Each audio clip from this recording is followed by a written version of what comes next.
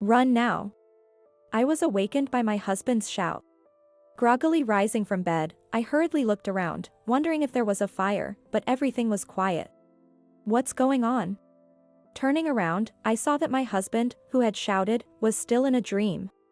Could it be sleep talking? My husband, Mike, often talks in his sleep, and this wasn't the first time I'd been woken up by that. But I'd never heard him say something like this before, and I couldn't help but chuckle. What's there to run from?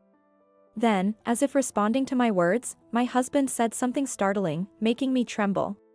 This can't be happening. And so, I decided to divorce my husband of 40 years. My name is Linda, and I'm 63 years old. Mike and I have a son, who got married and left home 5 years ago. After successfully raising our child, I thought we had managed our marriage fairly well despite its ups and downs. Mike is set to retire on his birthday next month.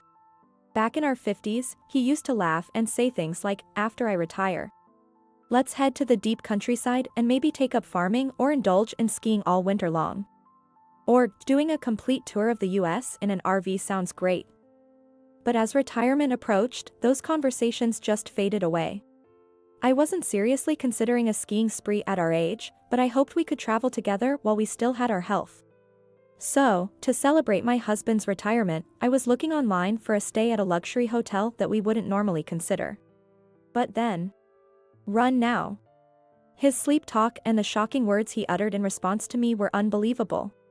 Laura, my wife, found out about the affair. It'll be bad if she comes. My husband, deep in sleep, clutched the blanket, moaning and moving his head. Laura?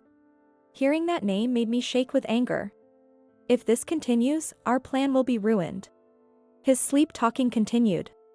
So? I'll be the one to truly ruin your plans. I thought we were about to start a peaceful new chapter after 40 years together, but this event steered us towards an unexpected divorce. The next morning, as usual, my husband woke up and ate the breakfast I had prepared as if nothing had happened.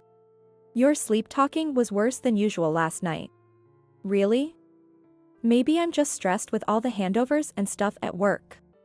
You need to take care of your health to finish work properly, don't you? Yeah. He seemed to have no recollection of the previous night. Deliberately, I spoke more kindly than usual and unusually saw him off to work at the front door. It's rare for you to see me off. Well, retirement is just around the corner, so why not once in a while? Okay, I'll be going now. I'll be late because of overtime work, but I'll be home by the last train. Then you won't need dinner, right? No. My husband closed the door with a bang. After locking the door from the inside, I waited a moment until I could no longer hear his footsteps fading away. Overtime, huh? I wonder if that's really true. Time to hurry up and find out. I began searching our house to gather evidence of his infidelity. Going through each pocket of his suits in the closet, I found a crumpled piece of paper. There it is. Just as I suspected. It was unmistakably a suspicious motel receipt. He must have paid in cash to avoid leaving a digital trail, but keeping the receipt defeats the purpose. I found several more receipts, the most recent dated just 2 days ago. He said he was working late the day before yesterday, and he came home in the early hours. Despite preparing myself for the possibility of his infidelity after hearing his sleep talking, the emergence of concrete evidence shook me. And I found myself in tears before I knew it. Why, though? You said it was over. I believed that. The truth is, my husband had an affair once before, 10 years ago. I'm sorry. It was just a moment of folly. Linda, we will never meet again, please forgive us. When their affair came to light, they both apologized like that. His affair partner, Laura, was more than a decade younger than him and a subordinate at his work.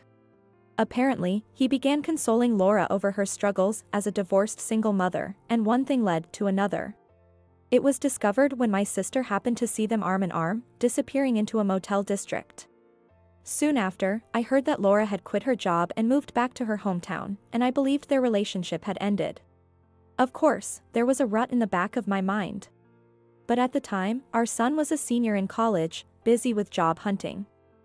I was worried that our divorce would impact him, so I endured. I reassured myself, believing that after all this time together, he wouldn't seriously leave me and we could start over. So you've been deceiving me for 10 years? My hands, clutching the motel receipts, were shaking. I will never forgive this. A simple divorce won't be the end of it. Just you wait. Continuing my search through bags and drawers, I found brochures of motels I'd never visited and aquarium tickets. But these weren't concrete proof that Laura was involved. Ah, that's right. I pulled out a laptop that had been stowed away in the closet. My husband bought it a few years ago intending to start a side job. But soon it was used only for gaming, and then not at all once he realized he could do that on his phone. I occasionally used it myself, so I knew the password. As expected, the laptop booted up easily, and I opened my husband's emails. He used a webmail service accessible from both his phone and laptop, so I could see his exchanges even though he no longer used the computer. I'll divorce my wife after retirement, and then we can live together. To my astonishment, one of the opened emails contained exactly those words. I've told my wife that my salary got less due to the recession, and she completely believes it. Let's save money to buy a condo for us.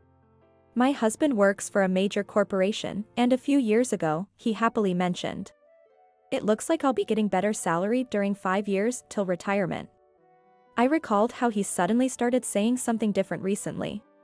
The company's performance has worsened, so it seems like my salary will be getting less. How much do you think you'll get? Maybe around $2,000 a month at best. I couldn't say anything more to him at the time, seeing how dejected he was, not to mention it wasn't his fault the company was underperforming. We had some savings, I thought we might manage. Since then, I'd been crunching numbers on the household budget every day. I had envisioned a retirement filled with occasional movies, dining out, and a few trips each year. We would have to cut back significantly. But it seemed doable. I might need to increase my part-time hours. It's unfortunate. But he will have to find some part-time work after retirement while he's still able-bodied. What was all the time I spent agonizing over this for? Does your wife really not notice anything about us? She's oblivious. Even if she finds out, she forgives me as long as I apologize. It was the same 10 years ago. She believes we completely broke it off back then, so it's fine. The emails were filled with mocking words about me. I've given her $2,000 in salary every month, but actually, I've got $4,000 every month. So, just save the remaining $2,000 every month. $2,000 every month should be more than enough for her.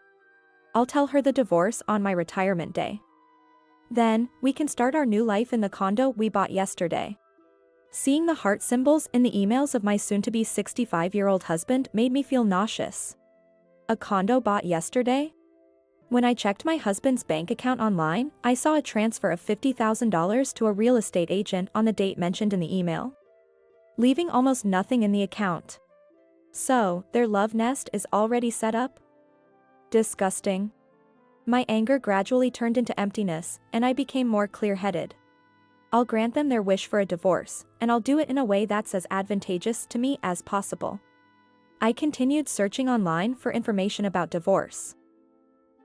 That reminds me, there it is. I turned my closet inside out and found a diary I had written 10 years ago.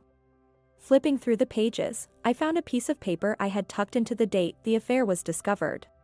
Just as I thought. Smirking at the content, I immediately called a law firm I had found online. I was determined to sort everything out without my husband noticing before his birthday, which was also his retirement day. A few days later, my husband came home unusually early and looked around the room.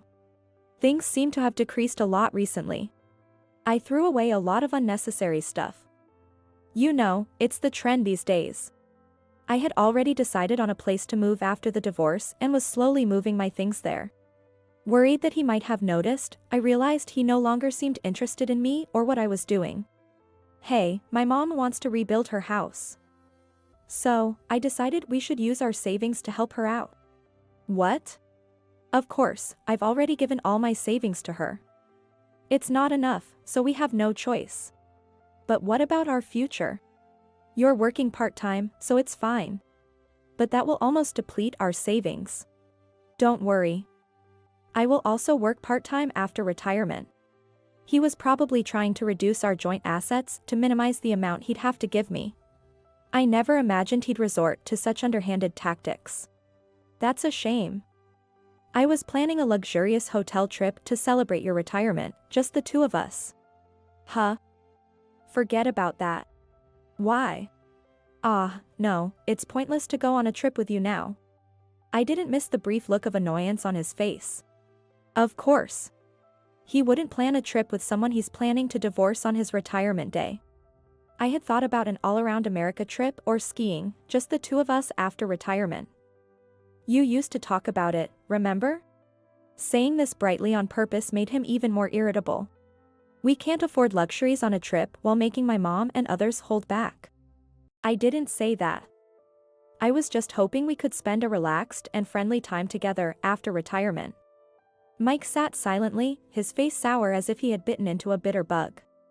Up until recently, I truly believed that. But you know what? I've lost the desire to go with you as well. Tough luck. In my heart, I lashed out with all the bitterness I could muster. And then, on his retirement day, I spread a feast across the table and popped a cracker as soon as Mike entered the room. Despite my beaming smile and warm welcome, his face remained cold and expressionless. Congratulations on your retirement. Let's get a divorce. What? You must be joking. Having rehearsed this moment countless times in my mind, I dramatized my shock like an actress, bursting into tears. I'm sorry. I'll give you half of our savings as a settlement. That's all we have in terms of shared assets. No. I won't agree to a divorce. I'm sorry. After saying just that, Mike left the house. All that was left was a feast that I prepared. Well then, on to the next plan. I celebrated alone with a feast. The next day, I found myself in front of the luxury condo Mike had purchased, accompanied by a woman. When I pressed the apartment number at the entrance, a woman's voice responded. You must be Laura, I'm Mike's wife. Ah. The voice sounded as if it came out of nowhere, and I almost laughed, restraining myself with effort. He's there too, isn't he? Can you let us in? No. Go away. You don't have the right to refuse us. What do you mean? Who do you think this woman with me is? She's my lawyer, Miranda. What? Do you want to talk now, or would you prefer going to court? Mike appeared on the monitor, talking with Laura. Let us in quickly. Or would you rather continue this discussion in the entrance, where all your neighbors could know about your misdeeds? Fine, come in. This is how Miranda and I stormed into the love nest of foolish Mike and his mistress. Once inside, Mike bombarded me with questions like, how did you find out, and how did you know about this place? I ignored them all. Miranda then laid out the divorce settlement in front of them. Asset division $200,000. What is this? Both Mike and Laura were left gaping at the document. There's no way we have that much money. Why not? The monthly salary you hid from me for 3 years is $72,000 in total, $80,000 went to your mother. And $50,000 for the down payment on this condo. That adds up to about $200,000. Pay up. But I didn't hide any salary. Too bad for you. It seems you were trying to deceive me. Miranda has already contacted your company to verify the details. All of this is considered marital assets. Miranda nodded in agreement beside me. Laura, you could pay me on behalf of him. I don't have that kind of money. We don't afford such a huge amount of money. Please forgive us. Suddenly, Mike apologized, and right beside him, Laura was also apologizing. So you thought I'd easily forgive you if you apologized, remember? Don't underestimate me. What do you think supporting you for 40 years up until your retirement meant? The two of them timidly looked up, taken aback by my outburst. So, what will it be? Accepting the divorce settlement here and now, or facing a hopeless court battle? Choose whichever you prefer. Court would take too much time and money, but this settlement is outrageous. That's absurd. Oh, did you forget? I pulled a piece of paper from my bag. Pledge, we will never meet again in the future. Should we break this promise, we will accept any request made. It was the same piece of paper I had found in my diary from 10 years ago.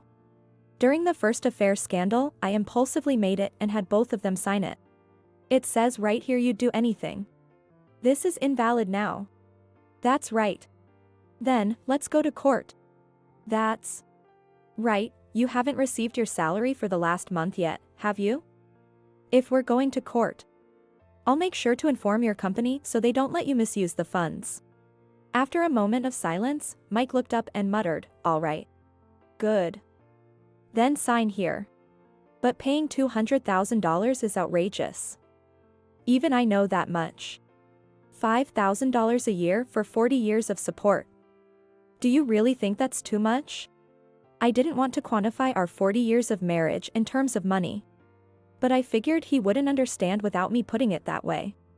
Truth be told, even Miranda thought the amount was too high, but during the drafting stage, she told me I could ask for whatever I wanted. So I insisted. "Can't you make it a more manageable amount? I have my future to think about, and there's the mortgage for this condo." "Then sell the condo." "Of course, you'll probably sell it at a loss."